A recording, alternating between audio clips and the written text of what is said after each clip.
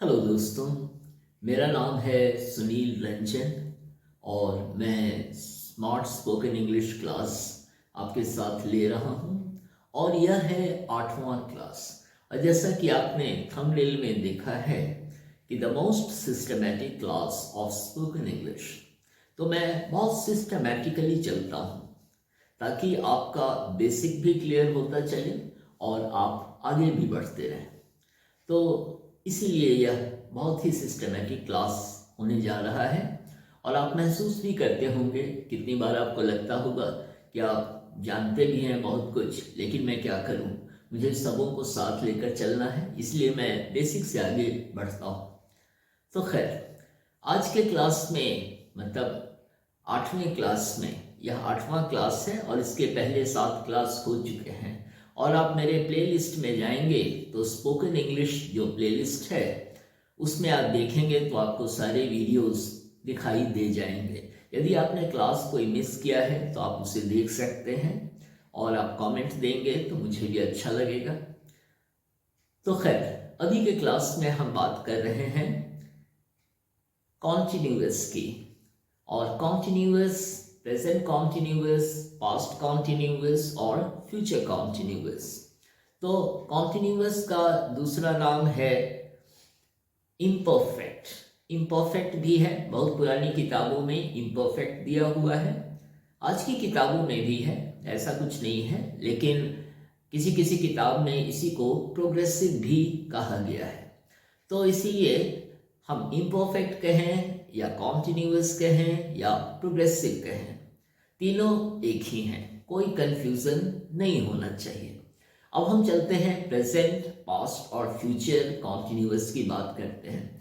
तो पहले मैं एक सेंटेंस आपको दूंगा और आप साथ में बोलेंगे, मैं आपको समय दूंगा, तो क्या होगा कि आप साथ साथ अभ्यास भी करते जाएंगे और फिर आपको अच्छा भी लगेगा, ऐसी मैं उम्मीद करता हूँ।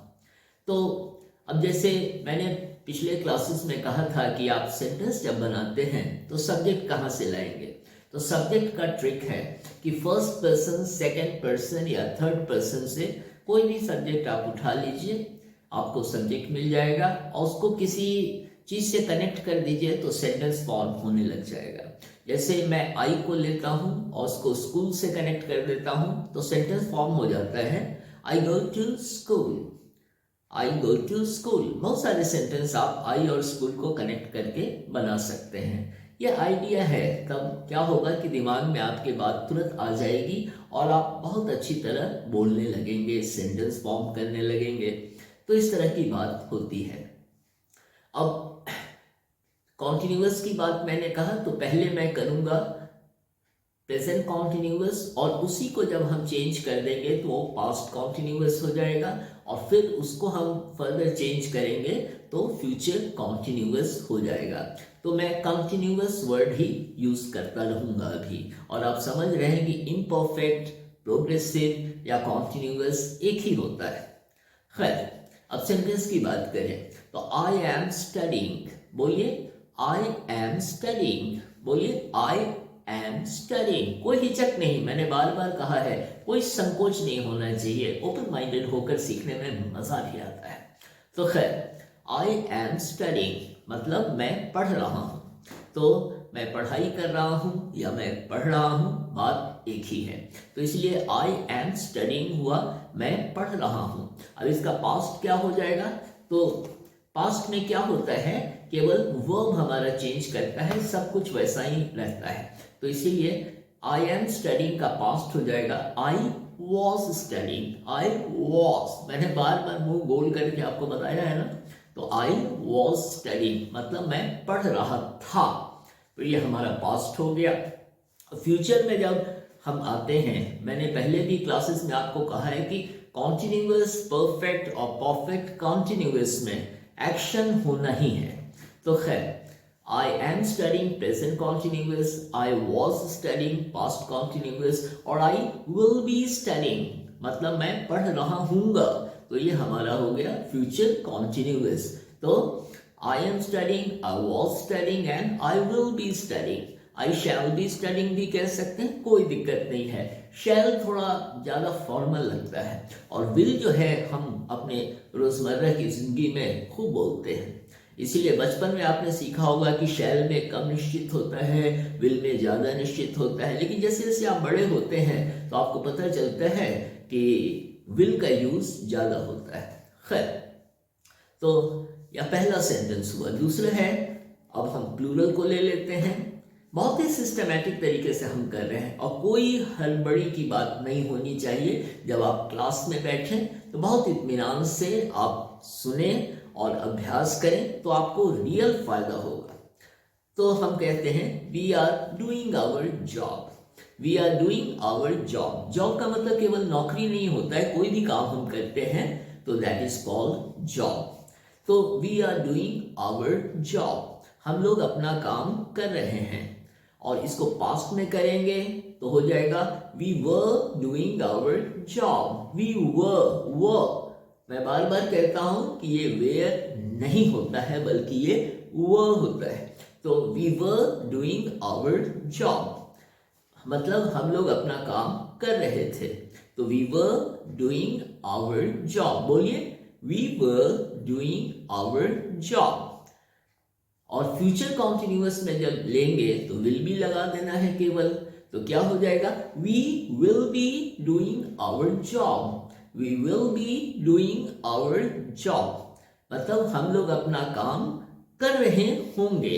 तो we will be doing our job, future की बात है, तो हम अपना काम कर रहे होंगे। हम या हम लोग, कुछ भी आप कह सकते हैं। उसके बाद है we all are waiting outside. We all are waiting outside, हम सभी बाहर इंतजार कर रहे हैं। एक और सेंटेंस आ गया ये फर्स्ट पर्सन प्लूरल में। और ये आप गौर कर रहे होंगे, सारे सेंटेंसेस जो है ना, जो भी मैं बोल रहा हूँ, आपको ग्रामर की किताब में, मतलब कि ट्रांसलेशन की किताब में शायद नहीं देखने को मिलेगी, क्योंकि ये सारे सेंटेंसेस हमारे रियल लाइफ से कनेक्टेड है। हमारे आसपास जो लोग बोलते हैं वही भाषा में यूज करता हूँ, क्योंकि आपको स्पोकन इंग्लिश बोलना है, इसलिए केवल किताबी सेंटेंसेस से काम नहीं चलेगा। तो we all are waiting outside, we all भी कह सकते हैं, वी भी कह सकते हैं, मतलब हम सभी हो गए, हम लोग हो गए। और ऑल ऑफ अस, देखिए 3 तरीके से मैं कह रहा हूं, all of us are waiting outside, we all are waiting outside, we are waiting outside, ये तीनों सही है, मतलब एक ही है, मतलब हम लोग बाहर इंतजार कर रहे हैं। तो we all are waiting outside. अब पास्ट में जब करेंगे तो वह हम लगा देंगे, WERE। तो we all were waiting outside, या all of us were waiting outside. तो यह हमारा सेंटेंस हुआ। अब हम अगले सेंटेंस पे आते हैं।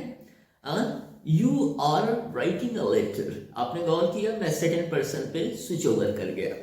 तो you all are writing a letter, देखिए you are writing a letter, you singular भी होता है, प्लूरल भी होता है, लेकिन इसको इस तरीके से भी हम कह सकते हैं, you all are writing a letter. अब तीसरा तरीका, all of you are writing a letter, तो आप सभी एक पत्र लिख रहे हैं। तो all of you are writing a letter. अब इसको पास्ट में जब करेंगे तो क्या कहेंगे, all of you were writing a letter, या you all were writing a letter, you all या all of you या simply you भी आप कह सकते हैं, कोई दिक्कत नहीं है। जिससे ग्रामर का नॉलेज है वह मुस्कुरा उठेगा आपके सेंटेंसेस सुन के, क्योंकि आप बिल्कुल सही बोल रहे हैं। तो इसीलिए you all are writing a letter, you all were writing a letter and you all will be writing a letter। तो इस तरह से हम सेंटेंस बोलते हैं। समझ में आ रही है बात? आसान है, ज्यादा मुश्किल नहीं है। इसके बाद है you all are cooperating with me, you all are cooperating with me, मतलब आप सभी मेरे साथ सहयोग कर रहे हैं। तो यू ऑल या ऑल ऑफ यू आप कह सकते हैं, या यू भी प्लूरल होता है, तो यू सिंगुलर भी होता है, प्लूरल भी होता है, लेकिन ऑल ऑफ यू जब कहेंगे तो प्लूरल मीनिंग निकलेगा, यू ऑल कहेंगे तो प्लूरल मीनिंग निकलेगा। तो इसीलिए you all are cooperating with me, present continuous हो गया। पास्ट में ले तो you all were cooperating with me, you all were cooperating with me, मतलब आप सभी मेरे साथ सहयोग कर रहे थे। तो यह हमारा हो गया। और फ्यूचर जब हम करेंगे, you all will be cooperating with me, you all will be cooperating with me, मतलब आप सभी मेरे साथ सहयोग कर रहे होंगे। तो you all will be cooperating with मी, तो ये हमारा फ्यूचर कॉन्टिन्यूअस हो गया। अब उसके बाद हम लेते हैं third person singular. Third person singular he, she, it, this या कोई नेम हम ले सकते हैं। तो इसीलिए जब हम कहते हैं sentence he is anchoring the TV show, जो टीवी शो प्रेजेंट करते हैं उनको एंकर कहते हैं, और जो प्रक्रिया होती है उसको एंकरिंग कहते हैं। तो इसीलिए she is anchoring the TV show, और मतलब वह टीवी शो की एंकरिंग कर रही है, प्रेजेंट कर रही है। तो she is anchoring the TV show या he is anchoring the TV show. ही मेल के लिए आ गया, मैस्कुलिन के लिए, और शी फीमेल के लिए, मतलब फेमिनिन के लिए। तो she is anchoring the TV show, past हो जाएगा she was anchoring the TV show, she was anchoring the TV show, मतलब वह टीवी शो की एंकरिंग कर रही थी। कितने वर्ड्स जो होते हैं ना, हिंदी में भी वैसे ही बोले जाते हैं एंकरिंग। अब हम उसकी हिंदी नहीं बोलते, हम इंग्लिश ही बोलते हैं, क्योंकि हमारी हिंदी भाषा का ही वो एक अंग बन गया है, क्योंकि हमारे व्यवहार में यह भाषा बराबर, यह शब्द बराबर यूज में आता है। तो खैर, he was anchoring the TV show, और फ्यूचर फिल हो जाएगा he will be anchoring the TV show। तो इस तरह हम कहते हैं वह टीवी शो एंकरिंग कर रही होगी, तो she will be anchoring the TV show। उसके बाद है she is cooking something। Cooking, बाप रे, मुंह में पानी आ रहा है। ये खाना मुझे बहुत प्यारा लगता है। जब लोग खिलाते हैं, दावत देते हैं, तो बड़ा मजा आता है खाने में। लेकिन हाँ, मैं इतना भी कंजूस नहीं हूँ, जिनसे मेरी करीबी होती है मैं उन्हें खिलाता भी। तो इस तरह की बात है। खैर, बीच में थोड़ी हंसी की बात होती है तो एंजॉय करता है इंसान, मजा आता है, कुछ इधर की भी बातें कर लेते हैं, फिर वापस आ जाते हैं। तो खैर, शी इज कुकिंग समथिंग, मतलब वह कुछ बना रही है। शी इज कुकिंग समथिंग, पका रही है, तो she is cooking something. Past में करेंगे तो शी वॉज कुकिंग समथिंग, वह कुछ पका रही थी या बना रही थी। शी वॉज कुकिंग समथिंग, बोलिए शी वॉज कुकिंग समथिंग। और फ्यूचर में करेंगे तो she will B cooking something, she will B cooking something, वह कुछ बना रही होगी। मुंह में पानी आ रहा है, खाने की बात है। खैर, तो she is cooking something, she was cooking something and she will be cooking something, इस तरह का है। उसके बाद है she is getting late। get late मतलब देर कर देना, तो इसीलिए she is getting late। तो इसीलिए देर होना, तो लेट जो होता है ये वर्ब नहीं होता है, तो इसीलिए उसमें हम गेट लगा देते हैं या कम लगा देते हैं या गो लगा देते हैं, तो हो जाता है going late, coming late, getting late. हाँ, एक और बीइंग लेट भी हो सकता है, BEING। तो हम कह सकते हैं, अब जितना पढ़ते हैं ना तो उतना ही आपको लगता है कि पढ़ाई की तो कोई सीमा नहीं है, ज्ञान की तो कोई सीमा नहीं होती है। जितना ज्ञान लेते हैं हम, लगता है कि अभी तो बहुत कुछ लेना है, और अच्छी बात होती है, सीखना चाहिए, पढ़ना चाहिए, बढ़ना चाहिए। तो खैर, शी इज गेटिंग लेट, मतलब वह देर कर रही है, तो she is getting late. Past क्या हो जाएगा, she was getting late, she was getting late. और फ्यूचर हो जाएगा she will be getting late, मतलब वह देर कर रही होगी, मतलब वह देर कर रही है, वह देर कर रही थी, और वह देर कर रही होगी, मतलब आने में या कुछ करने में देर कर रही होगी, यहाँ आने की बात है। तो शी इज गेटिंग लेट। अब उसके बाद है इट के साथ हम यूज करते हैं।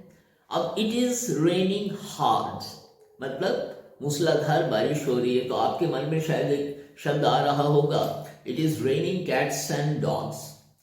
ठीक है, आपने पढ़ा है कि मूसलाधार बारिश हो रही है, कैट्स एंड डॉग्स, लेकिन मैं आपको बताऊं ये कैट्स एंड डॉग्स सब बहुत पुराना, बहुत घिस गया है, बहुत घिसा पिटा हो गया है। तो इसीलिए, और इसको कहते हैं ना हैकनीड फ्रेज, मतलब बहुत आउटडेटेड हो चुका है। इसीलिए आज के शब्द, इजी शब्द आप यूज कीजिए। तो इट इज रेनिंग हार्ड, बोलिए इट इज रेनिंग हार्ड, मतलब बहुत मूसलाधार बारिश हो रही है। आपकी हिंदी अच्छी है और अच्छा लगेगा, आपकी इंग्लिश अच्छी है बहुत अच्छा लगेगा, आप फ्रेंच भी जानते हैं या जर्मन जानते हैं और भी कुछ जानते हैं, तो वो क्या होता है, आपका आपकी सोच का दायरा बड़ा हो जाता है। इसीलिए सीखना चाहिए, अच्छी बात है। कोई लड़ाई नहीं कि इंग्लिश है तो हिंदी नहीं सीखेंगे, इंग्लिश है तो हिंदी नहीं सीखेंगे, ये नहीं सीखेंगे, वो नहीं सीखेंगे। ज्ञान जो होता है ना, ये बाउंड्री के बाहर चला जाता है, ज्ञान की कोई सीमा नहीं होती। तो इतना तो ब्रॉड माइंडेड दोस्तों होना ही चाहिए कि हमारी सोच में एक बड़ापन हो। खैर, अब it is raining hard, past में कहेंगे इट वॉज रेनिंग हार्ड। आपके मुंह में आ रहा था nation, it was raining hard, मतलब बारिश कस के हो रही थी, मतलब मूसलाधार बारिश हो रही थी। तो इट वॉज रेनिंग हार्ड, और उसमें यस्टरडे लगा दे तो कल की बात हो जाएगी। हाँ, it was raining hard yesterday. अब शाम में बोल रहे हैं तो हम कहेंगे it was raining hard in the morning या इन द आफ्टरनून, क्योंकि वो बीत चुका है समय, तो इसलिए वह पास्ट हो रहा है इस समय।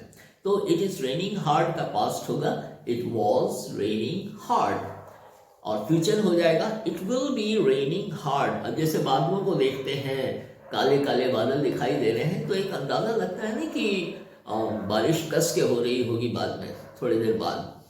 तो इसीलिए it will be raining hard, बहुत मूसलाधार बारिश हो रही होगी, 1 घंटे बाद, 2 घंटे बाद, जब भी कह लें।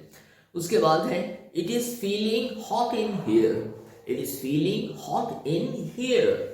अब इन हियर होता है यूज, क्योंकि आप मैंने आपको पहले भी कहा है कि मेरे सेंटेंसेस, आप कितने सेंटेंसेस ऐसे हैं जो आप ट्रांसलेशन की किताब में नहीं देखेंगे, इस तरह के सेंटेंस स्ट्रक्चर्स। मैं जनरल लाइफ की बातें करता हूं ताकि आपका कम्युनिकेशन स्किल बहुत आसान हो जाए और आपको इंग्लिश कठिन नहीं लगे। तो ये हम कहते हैं it is feeling hot in here. अब ये ऑक्सफोर्ड और कैम्ब्रिज के डिक्शनरीज जब आप देखेंगे तो देखेंगे इस तरह के सेंटेंस स्ट्रक्चर्स आपको मिलेंगे, और मैं रेफरेंस लेता हूँ ऑक्सफोर्ड और कैम्ब्रिज। हाँ, कभी कभी रैंडम हाउस, वेबस्टर, इन सबको भी मैं कंसल्ट करता रहता हूँ ताकि मैं एक अच्छी शिक्षा दे सकूं यूट्यूब के माध्यम से। तो इसीलिए it is feeling hot in here, मतलब अंदर यहाँ गर्मी लग रही है। इट इज फीलिंग, बोलिए it is feeling hot in here. Pronunciation पे ध्यान देंगे तो आपकी भाषा में खूबसूरती आ जाएगी। तो it is feeling hot in here, मतलब यहाँ अंदर गर्मी लग रही है, ऐसा होता है। और पास्ट कर देंगे तो it was feeling hot in here, मतलब अंदर यहाँ गर्मी लग रही थी, तो it was feeling hot in here. और फ्यूचर करेंगे तो it will be feeling hot in here, मतलब टेम्परेचर अगर बढ़ रहा है तो एक अंदाज हम लगाते हैं, कहते हैं कि नहीं थोड़ी देर बाद है ना, ज्यादा गर्मी हो रही होगी अंदर में, तो it will be feeling hot in here. और जब संभावना होती है तो आप कह सकते हैं it may be feeling hot in here. तो दूसरे क्लासेस में मैं ये सारे may, might, can, could, should, would, ये सब की बातें मैं करूंगा, और आप देखेंगे कितनी आसानी से आप बहुत कुछ सीखते चले जाएंगे। और मेरे कितने स्टूडेंट्स कहते हैं कि 15 साल में ये सब नहीं जानते थे, कंसेप्ट क्लियर नहीं था, सर बहुत अच्छा लग रहा है, बहुत सारी चीजें आप बता रहे हैं जो आज तक जानते ही नहीं थे। तो मुझे खुशी होती है कि मैं कुछ दे पा रहा हूं अपने स्टूडेंट्स को। तो it is feeling hot in here, it was feeling hot in here and it will be feeling hot in here, मतलब यहाँ अंदर गर्मी लग रही होगी। उसके बाद है it is getting hotter day by day. It is, बोलिए it is getting hotter day by day, it is getting hotter day by day, मतलब दिनों दिन गर्मी बढ़ती जा रही है। तो इट इज गेटिंग हॉटर, मतलब गर्मी बढ़ती जा रही है, हॉटर मतलब फिर ज्यादा गर्मी हो जाती है, इसलिए हम कंपैरेटिव डिग्री ऑफ एडजेक्टिव हम यूज करते हैं। तो तो इसीलिए हॉटर कहते हैं। तो it is getting hotter day by day, दिनों दिन गर्मी बढ़ती जा रही है। पास्ट में करेंगे, it was getting hotter day by day, it was getting hotter day by day, मतलब दिनों दिन गर्मी बढ़ती जा रही थी। And it will be getting hotter day by day, मतलब दिनों दिन गर्मी बढ़ती जा रही होगी। तो it will be getting hotter day by day. और दोस्तों जानते हैं आगे के क्लासेस में मैं आपको स्मार्ट स्पोकन इंग्लिश के सेंटेंस स्ट्रक्चर्स दूंगा। ये भी स्मार्ट इंग्लिश ही है, लेकिन बड़े छोटे छोटे सेंटेंसेस मैं आपको दूंगा और आपको लगेगा कि अरे इंग्लिश तो बहुत आसान है, सीखने में मजा आ रहा है। तो आप जब वीडियोस देखते रहेंगे तो आपको खुद एहसास होगा, आप खुद भी सोचेंगे कि आपने बहुत सारे वीडियोस देखे होंगे और यह जो चैनल है क्यों आपको थोड़ा सा डिफरेंट लगता है। सॉरी। तो आगे बढ़ते हैं और दूसरा sentence, Tanushree is taking lunch. Tanushree किसी लड़की का नाम है और तनुश्री दत्ता तो एक एक्ट्रेस भी है ना। तो खैर, तनुश्री इज टेकिंग लंच, तो तनुश्री वॉज टेकिंग लंच, मतलब तनुश्री लंच ले रही है और तनुश्री लंच ले रही थी। और फ्यूचर में कहेंगे तो Tanushree will be taking lunch, will be taking lunch, will be having lunch, will be eating lunch, will be enjoying lunch, सबका मीनिंग दोस्तों एक ही है।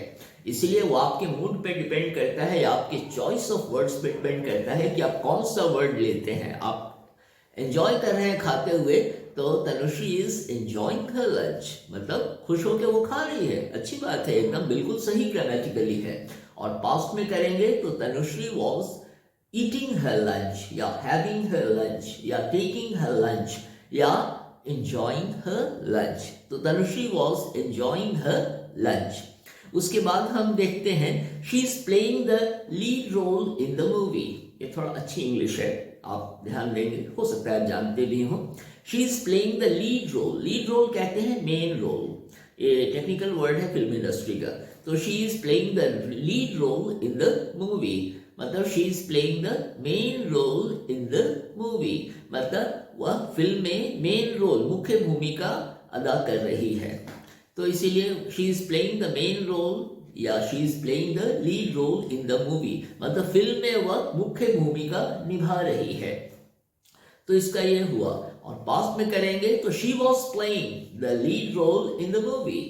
दोस्तों मैं आपको फिर कहता हूं, प्रैक्टिस करना बहुत जरूरी है। कितनी बार आपके मन में बात आती होगी, अरे ये सब तो हम जानते हैं, ऐसा कुछ नहीं है। ऐसा कुछ नहीं, अभ्यास करना पड़ेगा। अभ्यास करने से आपकी हैबिट बनेगी और हैबिट बनेगी तो आपके मुंह से इंग्लिश बिना अधिक प्रयास के ऑटोमेटिकली निकलने लगेगा, क्योंकि आपकी हैबिट बन चुकी है। तो इस तरह की बात होती है। तो she is playing the lead role in the movie, she was playing the lead role in the movie and she will be playing the lead role in the movie। और जब आप बोलते हैं ना तो बॉडी लैंग्वेज है ना, वो सेंटेंस के साथ सिंक्रोनाइज करना चाहिए, मतलब जैसा सेंटेंस वैसा बॉडी लैंग्वेज भी चलना चाहिए। तो जैसे मैंने ये सेंटेंस कहा, she is playing the lead role in the movie, तो मैं स्ट्रेस दे रहा हूँ, she is playing the lead role in the movie। अब उसको फ्लैट होकर मैं कहूँ she is playing the lead role in the movie, बेकार लगेगा, मजा नहीं आएगा, मायूसी आ जाती है। तो and she was playing the lead role in the movie, she will be playing the lead role in the movie। तो अब अगला हम सेंटेंस लेते हैं, they are sleeping now। आप गौर कर रहे हैं, थर्ड पर्सन प्लूरल, तो they are sleeping now, वे लोग अभी सो रहे हैं, वे अभी सो रहे हैं, या they all are sleeping now, they all, you all, we all, हम सब कह सकते हैं। तो they are sleeping now,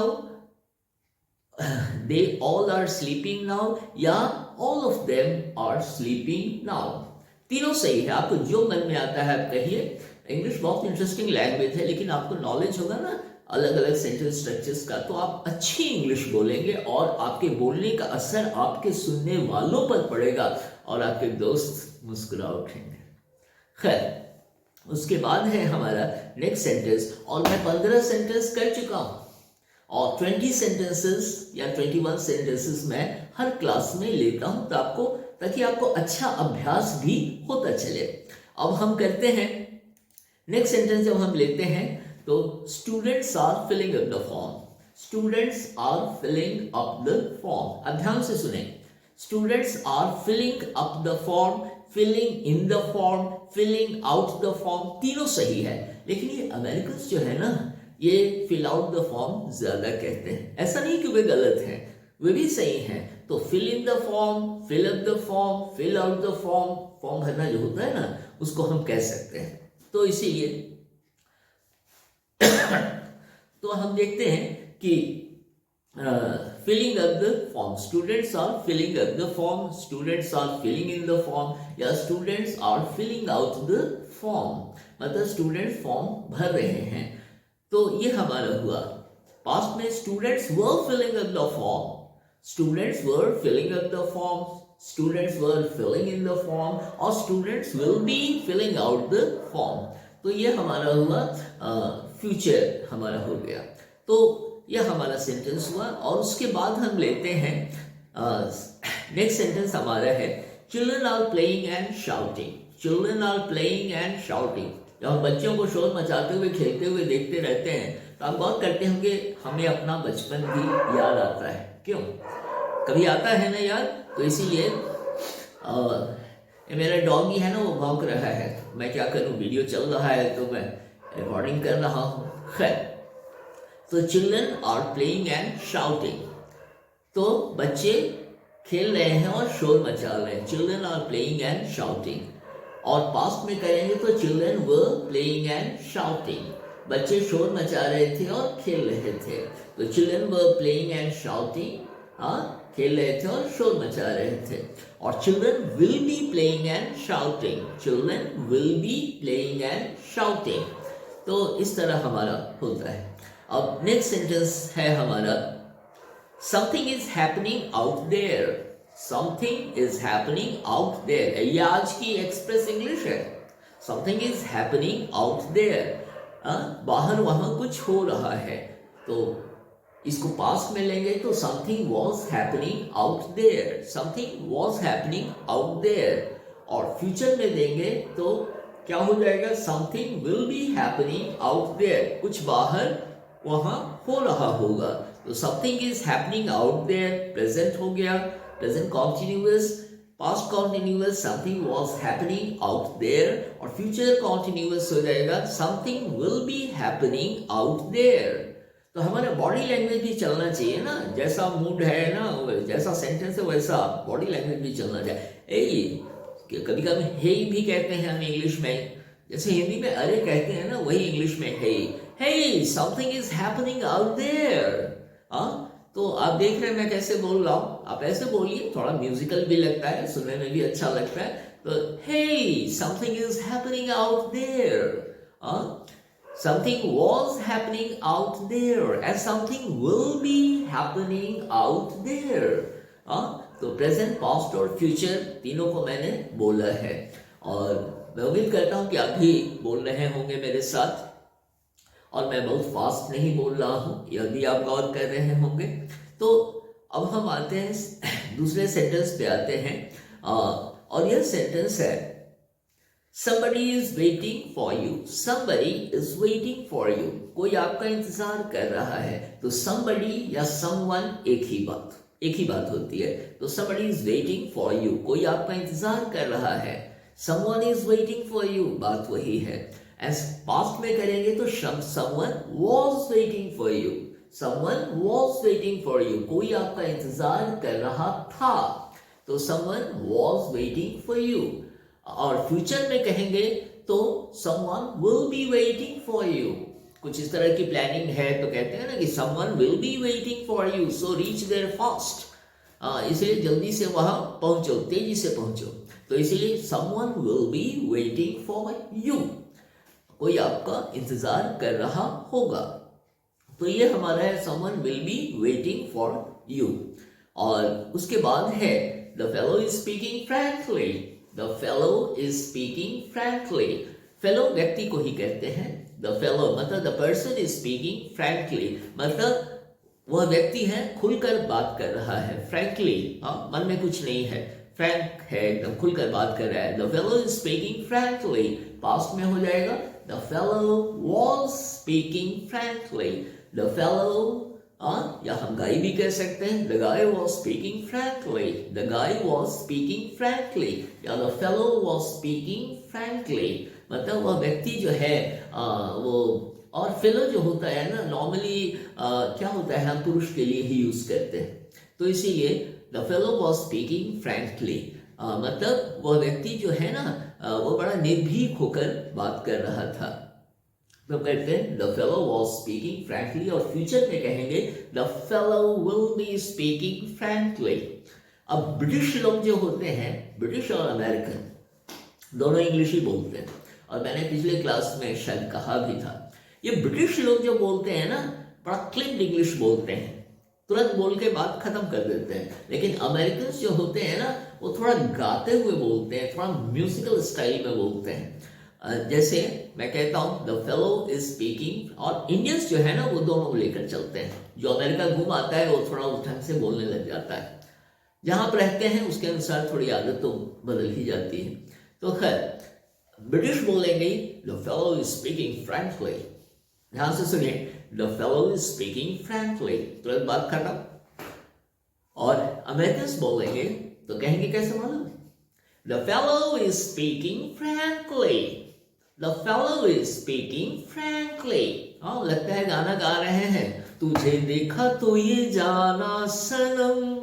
तो the fellow is speaking frankly, past हो जाएगा the fellow was speaking frankly, and future में हो जाएगा the fellow will be speaking frankly. तो इस तरह का हमारा सेंटेंस हुआ।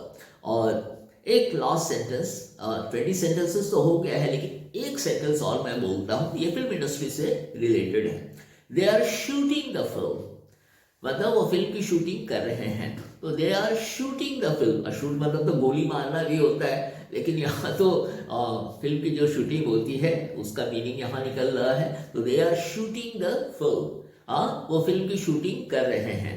और फ्यूचर में, पास्ट में क्या हो जाएगा, they were shooting the film, they were shooting the film Baahubali, किसी फिल्म का नाम ले लीजिए, तो they were shooting the film Titanic, ठीक है। और पास्ट में जब करेंगे तो they will be shooting the film Titanic, या they will be shooting the film Baahubali. बाप रे, बाहुबली, तो they will be shooting the film Baahubali. तो ये हमारा प्रेजेंट कॉन्टिन्यूअस, पास्ट कॉन्टिन्यूअस और फ्यूचर कॉन्टिन्यूअस। तो आपकी बात, तो ये सारा जो क्लास मैंने लिया आपको समझ में आया, आप जानते भी होंगे, अच्छी बात है। लेकिन क्या है ना कि जब मैं क्लास ले रहा हूँ तो प्रैक्टिस भी तो करना पड़ता है। जब तक आप प्रैक्टिस नहीं करेंगे, यदि आपके आसपास माहौल नहीं है, तो YouTube तो बहुत अच्छा माध्यम है, क्योंकि आप बहुत अच्छी तरह प्रैक्टिस मेरे क्लास में कर सकते हैं। आपका सारा कंसेप्ट भी क्लियर हो जाएगा। कहीं पर कोई बात समझ में नहीं आई होगी अब तक, शायद वो भी समझ में आपको आ जाएगी। तो इन बातों के साथ यह वीडियो मैं समाप्त करता हूँ, और ये कॉन्टिन्यूअस मैंने समाप्त किया है। और अगला क्लास दोस्तों मैं लूंगा तो वह होगा परफेक्ट। परफेक्ट, उसके लिए कोई दूसरा ऑल्टरनेटिव नहीं है, परफेक्ट ही। तो प्रेजेंट परफेक्ट, पास्ट परफेक्ट और फ्यूचर परफेक्ट। परफेक्ट कोई काम ही होगा तो जो हुआ है या किया है प्रेजेंट परफेक्ट हो गया, हुआ था या किया था पास्ट परफेक्ट हो गया, और हो चुका होगा या कर चुका होगा वह फ्यूचर परफेक्ट होगा। तो इन शब्दों के साथ मैं यह वीडियो समाप्त करता हूं, और आपके सामने आकर मुझे अच्छा लगा। Thank you.